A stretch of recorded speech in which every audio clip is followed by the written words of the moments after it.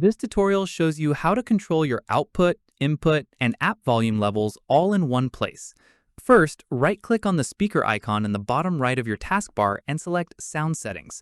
From there, you'll land on the main Sound Settings page, where everything is organized into Output and Input sections. After that, under Output, click the drop-down to select which device you want sound to play through, like your speakers or headphones, if you have multiple audio devices connected. At this point, drag the volume slider underneath it to set your preferred output level. Following this, scroll down to the Input section and do the same for your microphone. Select the correct input device from the drop-down and adjust the volume slider to control how loud your mic picks up sound.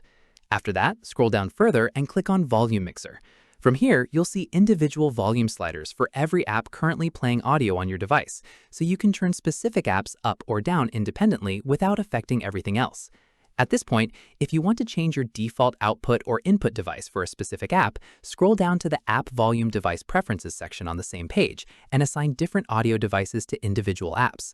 Following this, go back to the main Sound Settings page and click on More Sound Settings at the top right to access the classic audio control panel, where you can manage additional playback and recording device options.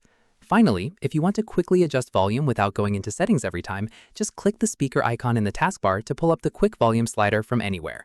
That's how you customize sound settings in Windows 11. If this helped, give it a like, subscribe for more tutorials, and ring the bell so you catch the next one. See you then!